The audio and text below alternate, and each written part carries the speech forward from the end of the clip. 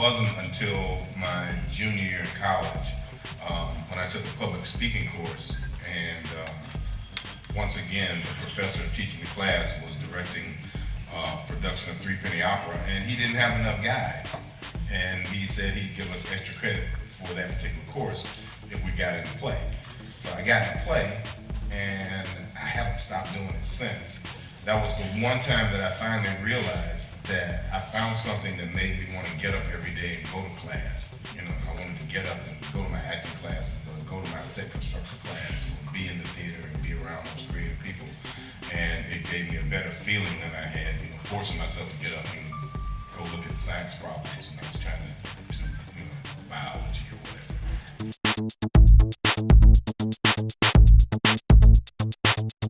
No, I didn't realize, the first time I realized Pulp Fiction had international appeal was Bruce and I were shooting Die Hard when Pulp Fiction came out. So when it was time to go to Cannes that year, we were in New York shooting Die Hard. So I got on the plane with Bruce and we flew to Cannes. And I'm sitting there in the Palais watching the film, and the film's playing beautifully. You know, people are loving this movie. And then I realized, wow, they're actually reading the movie. You know, half the people in here don't speak English. They're reading it and they're getting it. And that was when, you know, Bruce elbowed me and was going, this is it. The beauty of working for Quentin is that because of my theatrical background, and he respects that, he understands the value of rehearsal. So we rehearsed Pulp Fiction at least a month before we started shooting. The same thing with Jackie Brown, same thing with Hateful Eight, same thing with Django Unchained.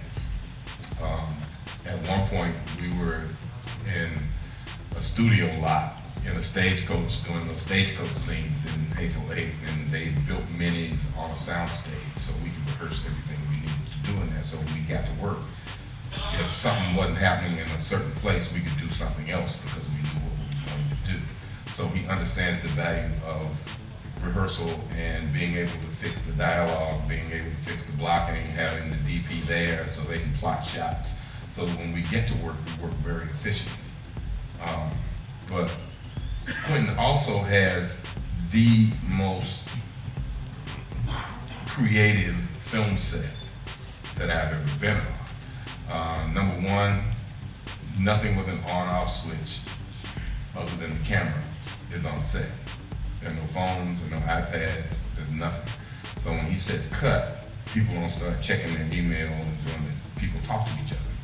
You talk about the things you just did, or you talk to the crew members who are doing stuff about what they're doing, or the sound guy pumps music into the set, because Quentin loves music, so there's all kinds of music that comes up between shots. You know, it could be anything from opera to James Brown, you know, so we dance a lot, we sing a lot.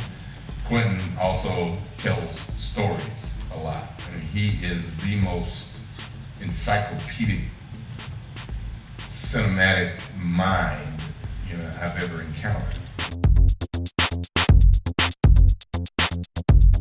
I choose films that are entertaining because I think we're entertainers, and I think documentarians are the people who should chronicle our history or things that happen right now, and those films serve another purpose.